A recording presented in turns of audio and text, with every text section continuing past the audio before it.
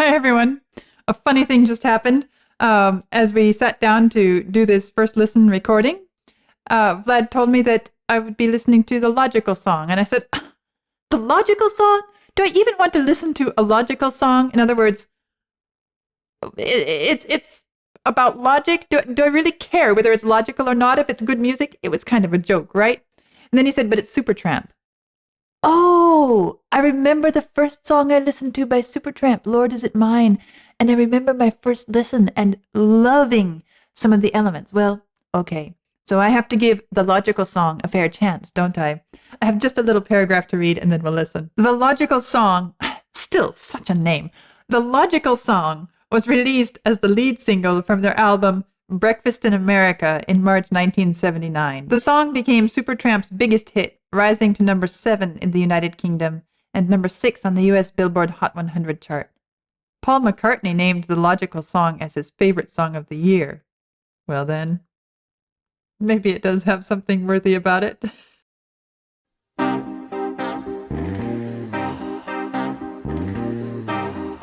Nice.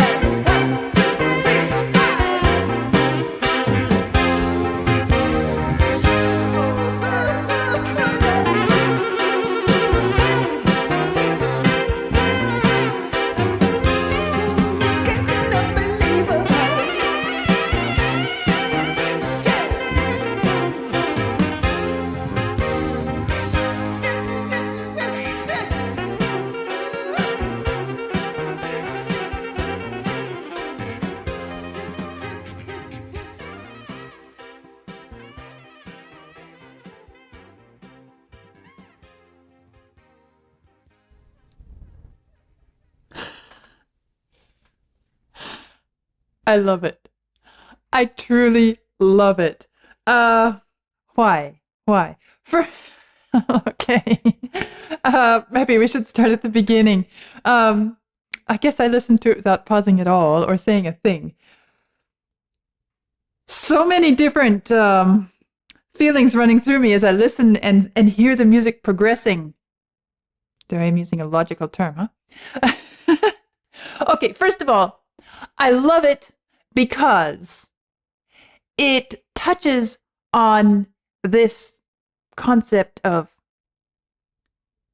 and I'm saying this, and you know me, I am a fairly cerebral, logical, intellectual, analytical person, even when it comes to things that I love, like music. And here I am saying, do I want to listen to a song called The Logical Song, right? I want you to understand that my application of these logical practices are because as a musician, they are incredibly valuable. And I think all of you who follow this channel and have come to enjoy and appreciate what I do and how I do it, you have to understand that there is a huge amount of logic and analysis that goes into mastering something. Even if somebody is not formally trained, you talk to any musician who's a master of the instrument. Talk to any of the Beatles, and they will tell you that there is system and logic and analysis that goes into creating an incredible piece of music. It is just like let's say it's like architecture.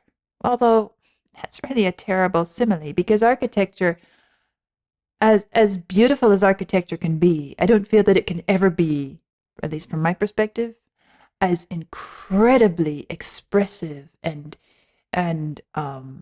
eloquent as music.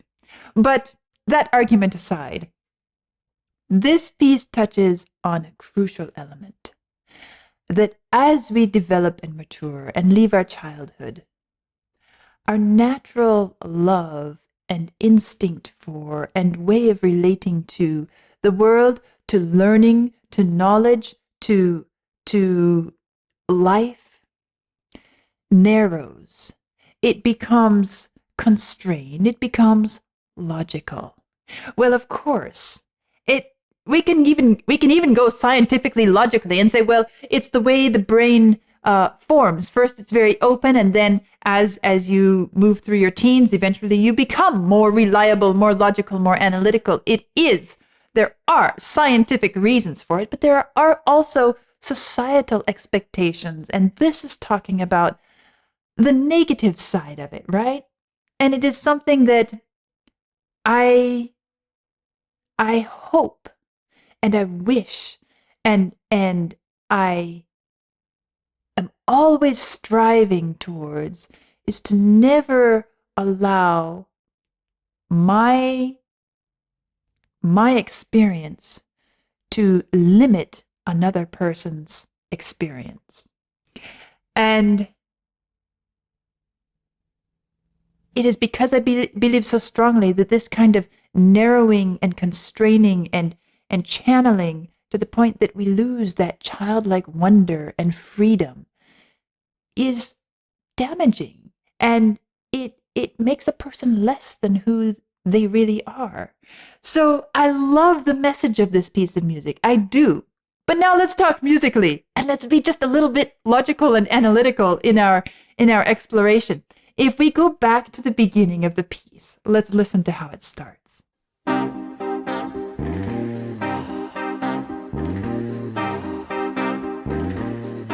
There's a naturalness to it, a feeling of the natural world, nature. There's the reverb.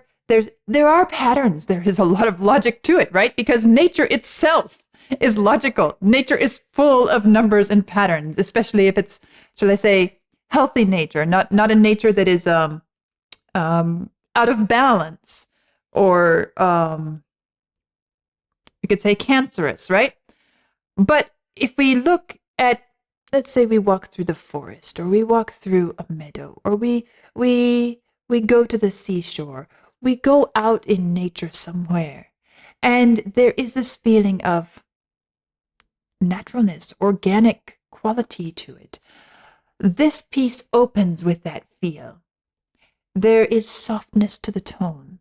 There is the texture of the percussion, which I don't know if it's spoons or exactly what is being used there, but you can hear the wooden quality of it, right? There is this feeling of everything is a natural surface, a natural texture, a natural manifestation.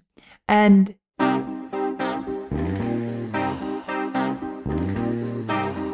the different textures, it repeats.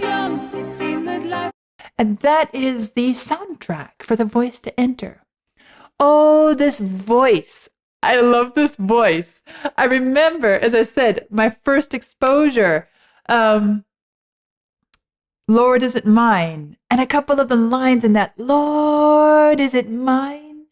So it cuts to the core, and it pulls on your heartstrings, and it makes you feel the yearning and the longing. Now here, when she's singing,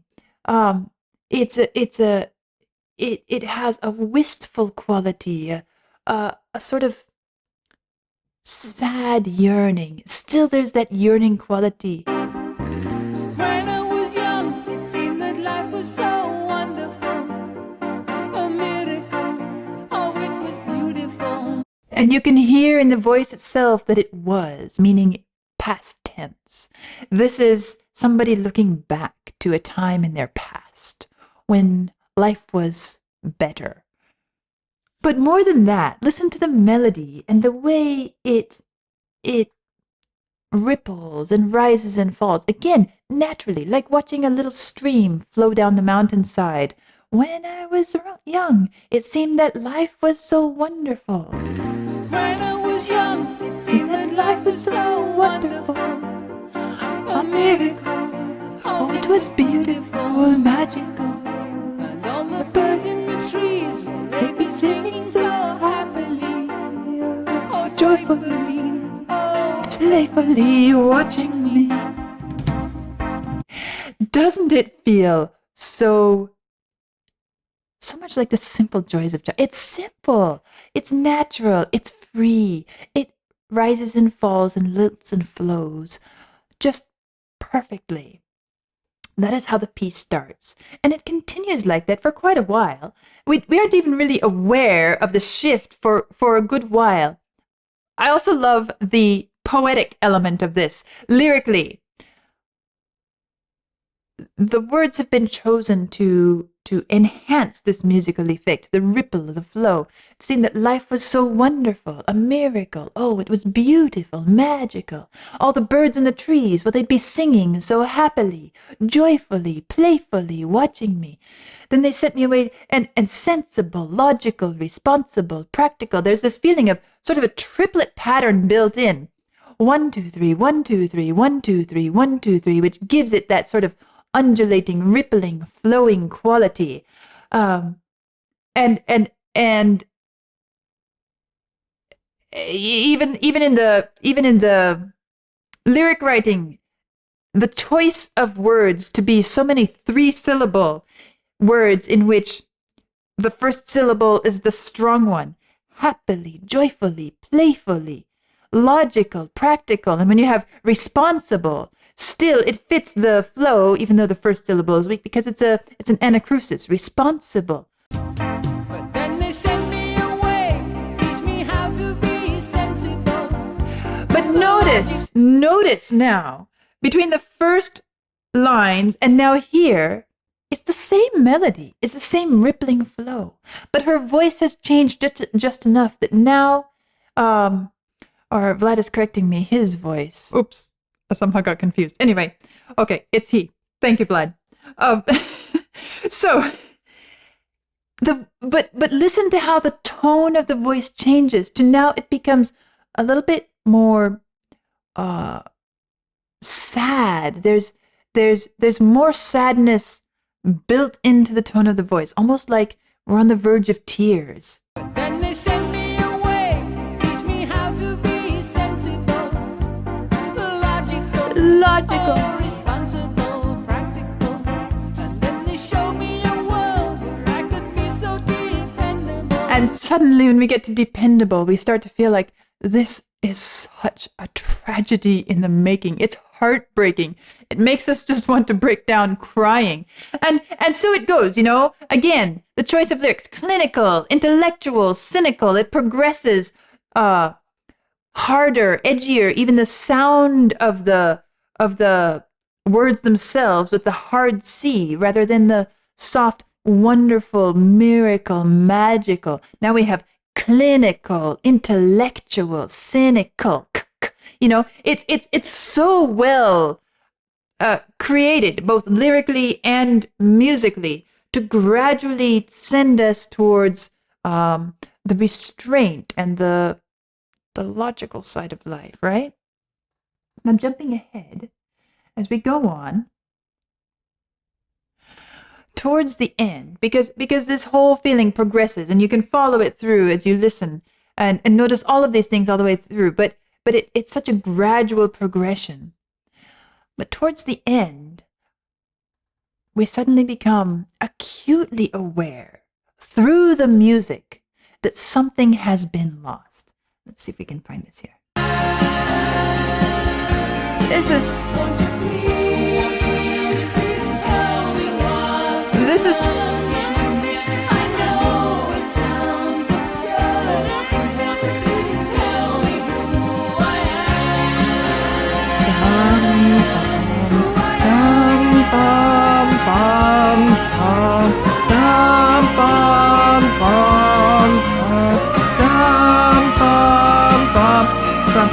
and I love the way as this bass line is repeating, dum bum dum bum, and the line itself is repeating, who I am, who I am. The voice goes higher and higher and higher, and you think, oh, that's the end of the question. No, but the question keeps going more and more, because the rising line, it's the question effect. Who I am? Please tell me, who I am? Who am I? Who am I? Who am I? It becomes an urgency.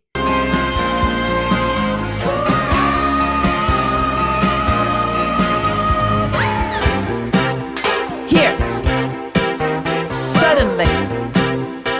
suddenly the natural world is gone. You don't have the natural ground beneath you. You don't have the leaves on the trees. You don't have the breeze, the fresh air, the birds. You don't have this feeling of nature and the freedom that offers. It becomes much more, clinical, much more mechanical. The percussion is much more prominent. The melodic elements are greatly diminished.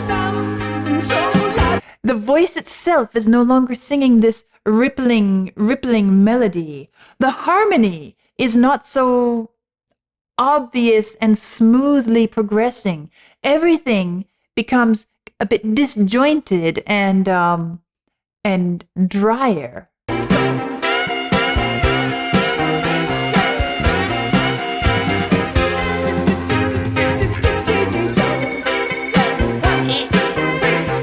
Even the pager, the ringing phone, all of that comes in, the stuttering, digital. It loses the ability to move smoothly. You even find yourself stuttering. Why? Because when we are constrained, when we lose that within ourselves, we can no longer be free in such a way that we are uninhibited. We are able to be open. We've lost that. We're we find ourselves choking, stuttering, without expressive capacity. And the only thing in this last section which has any real connection to the natural sound is the incredibly rustic, earthy quality of the saxophone as it's playing. And it becomes, well, you know, the saxophone can be an incredibly emotional instrument. It's very bluesy. It keeps some element of that. It's the only thing that keeps this from, you know, just completely disintegrating into a bunch of mechanical parts scattered across the floor, so to speak. And it's almost like that is what is left, and it wishes to be free. Well, it's kind of separate from all of this. It's as if it's saying, you still have this in you, but it's separate. You've separated yourself from it, and you have to rejoin. You have to reconnect to it if you're going to become free as it was at the beginning. At least that's how I feel it musically.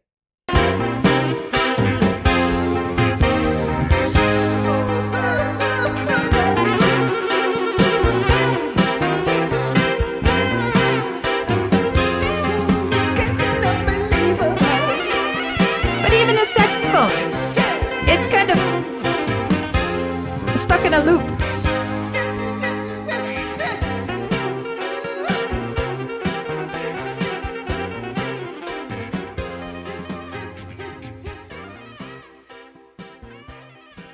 And the music at the end feels so different from the way we started.